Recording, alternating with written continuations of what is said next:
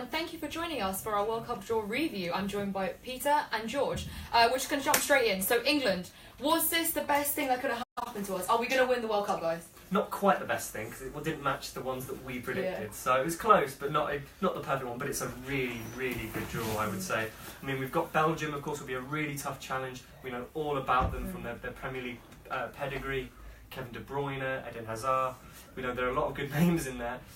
They'll be our biggest challenge, but we've only ever lost to them once. I'm of the opinion that we need a challenge in the group. If we'd have had Russia, Tunisia and Panama, whilst on paper that's the best possible group, you don't want to go into a knockout game against, the second place team in, say, Group B, which could be Spain or Portugal, having played the three of the worst teams in it. Absolutely. So in my opinion, I think the Belgium game is a good test for us, and it'll be a good barometer to see how far we will end up going in the competition. Yeah. And I think with Tunisia and Panama, we've got two teams that are underwhelming. I mean, with Tunisia, the last time we played them was in 1998, and obviously we had goals from Shearer and Scholes back then.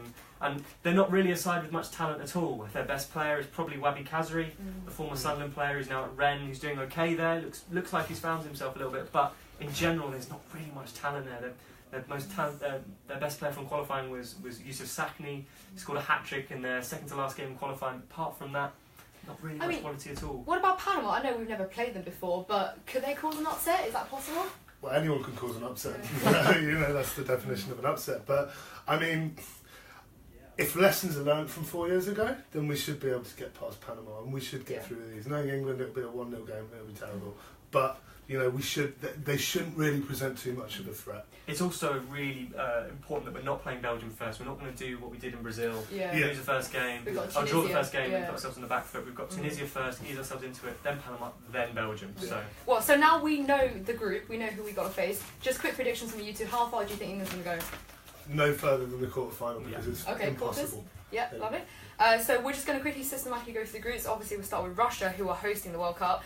Did they draw a really hard group this time? Well, I mean, being one of the worst teams in the tournament, they did. I'm reliably informed that Russia-Saudi Arabia is the lowest ranked game in the entire tournament, so that's what we've got to look forward to opening up. Egypt and Uruguay, I guess, I think will go through in that group. They're just far superior teams. Far. Okay, so what about Group B? Because obviously Spain will be picked up against Portugal this time. Yeah, an Iberian derby will be really, really exciting to see. They haven't met for a while. We'll get to see the likes of Ronaldo come up against David Silva's Spain. So that's a standout tie. I think both of those should ease through the group. They've got Morocco and Iran. Yeah. Iran, of course, managed by Carlos Queiroz, so the Portuguese coach will play against his home nation. That's another little line there. But I think, both Portugal and Spain should progress with ease from that group. Okay, so what do we think about Group C? Obviously, France will be the one that'll be carrying that group. So I imagine France will walk that group with the talent they've got. They've got so much talent in attacking positions. The weakness probably is fullback, but you look at the Arsenal. They've got Ousmane Dembele, Thomas Lemar, Kylian Mbappe, Paul Pogba. The list goes on. So they'll walk that group. For anyone to get the second place, I think Australia, Peru, Denmark. I reckon Denmark. I think they've got the standout player in the rest of that three teams in Christian Eriksen, and if you look what he did to the Irish in their playoff game, unfortunately, I think he's going to have enough to unlock at least Australia and Peru, and I think they'll come in second. Yeah, so moving on to the next group, Group D, do you guys think Lionel Messi would be happy at that? Well, I hope so, because he's the greatest footballer of all time. So, It's the third tournament in a row now that Argentina and Nigeria have been drawn together. They'll be pleased with that draw. Iceland, of course, I think England will avoid them. I think we can't face them until the quarters. It's physically impossible for us to face them. That's great news. We'll lose in the quarters to them. Yeah. Yes. Right, just moving on through Group E, which was Brazil, Switzerland, Costa Rica and Serbia. What do we think about that one? Brazil will walk that. Yeah.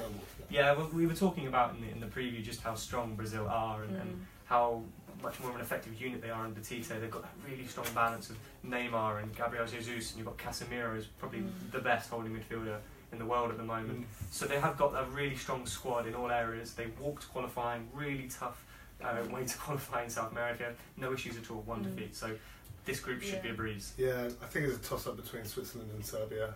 I think Serbia as a team is stronger. I think people I think people overestimate Switzerland a bit. I think people think that Xherdan Shaqiri is a wonderful player, and I think he's a wonderful player, about one in every 10 games. They're one of the teams that, with Poland, who strategically use their friendlies to get into pot 1, so pot 2, sorry. So yeah. So obviously Group F, another group where we have one of the contenders with Germany, Mexico, Sweden, and South Korea, and we're all assuming Germany probably will also come top on that. But who's going to take the second spot? It's hard to say. Mexico are always pretty good at tournaments. Sweden have been alright. Yeah, I don't know. Maybe just without Zlatan, I think Sweden just. Oh, we don't know that yet. Yeah, that's very true. But I don't know whether it's just this.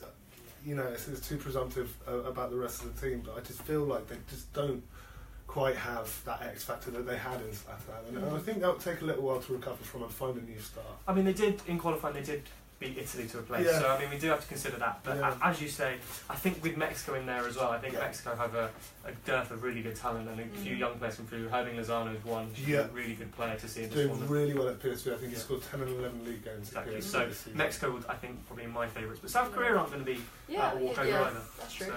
Obviously, we've already spoken about Group G, which is England's group, and we'll move on to the last one, which is Group H, and that is Poland, Senegal, Colombia, and Japan. It's quite an exciting group, that. Yeah. I mean, if you for the purists, maybe, but you know, it's pretty open. I mean, Poland, of course, qualified strongly in pot 1. They did well to get in there. I was saying earlier how they got there.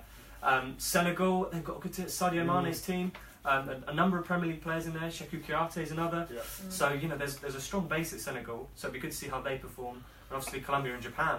Colombia are exceptionally strong. I don't know how they got in pot 3. Yeah, no idea. I think in terms of that group, I'm going to go for Colombia to win that. I think obviously they've got strength all around the pitch. Maybe not so much in defence, but going forward, they're a class act. And you know, we saw at the last World Cup what they could do. And I think they'll take something from that going into the tournament. And as far as the second team, I think it's a real toss-up between the other three. Unfortunately, I think Japan might come in last. I think the second place will be Poland or Senegal. So who turns up, basically. That's quite a tight group. Yeah, it's a very interesting group.